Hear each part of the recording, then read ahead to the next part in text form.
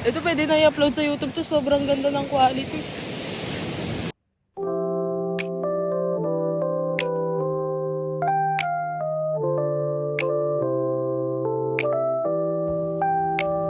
Paggabi.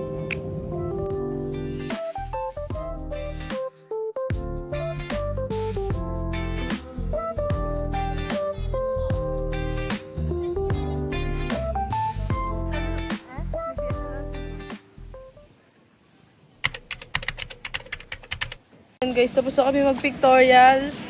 Babalik na kami dun kila mami para mabalik na rin tong cellphone. Ito ang aming day 2. Nakasali pala ako.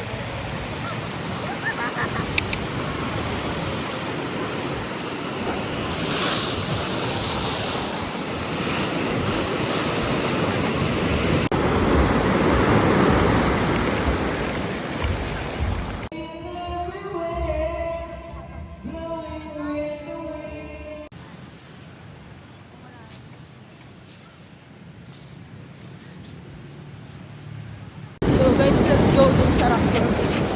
Tingnan natin kung makakapag-picture tayo sa So guys, pumunta kami dito ang dalawa ni Kiana. Pagkatapos dun sa may sa may ring, basketball ring. Saan na ba yun?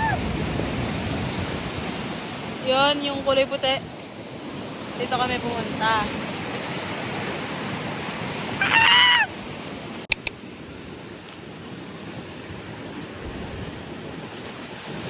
Gamit namin phone pa rin ni Mami. Halata naman sa quality, I guess. Ah! Tapos dito guys, may kuweba. Yun. Mamaya, papasukin namin yun. Pero bagya lang. Hello ka! Hey! Eh! Nakabasa kami dito onte. Kasi rumaragasa yung yung waves. Boom! Yan, nabasa na ako. Tama ko lang.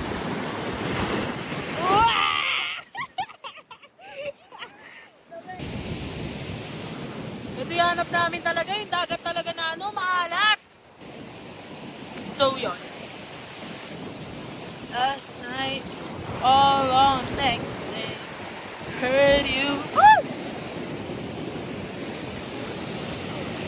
Ito talaga yung favorite kong part. Yan. Tapos umaraw bigla.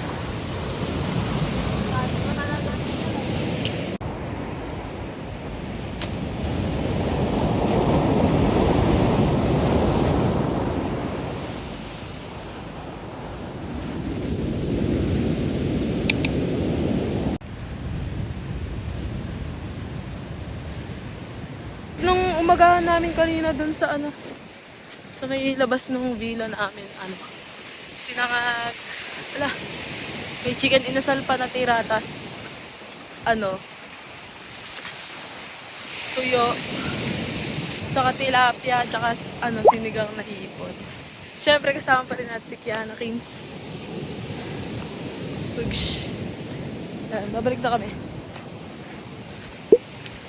Ganda naman ng puno. Para kang nasa ibang bansa. Ang OA. Yan. Sabihin ko kay Mami, ba't kami matagal? Nagbola pa si Kiana. Yan guys. Sobrang nakaka-relax dito. Sa Dingalan, Aurora. So, kung taga Nueva Ecija lang kayo, I think i-visit yan. I was wondering, can you hold? Yan kami nagbobola kahapon. Sobrang di naman ako ganong nakapag-film ako ng may DSLR sila.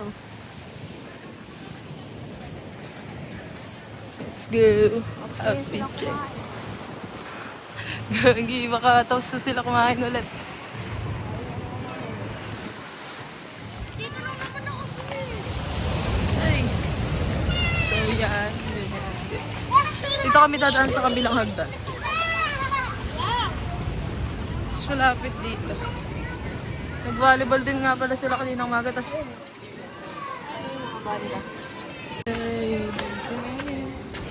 Ito yung ginagawa pag tapos ito yung parang restaurant.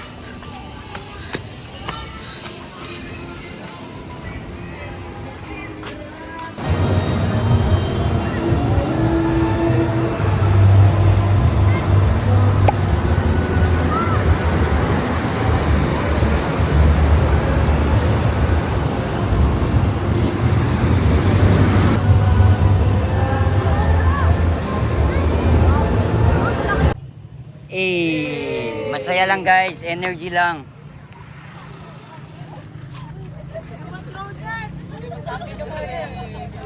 Eh.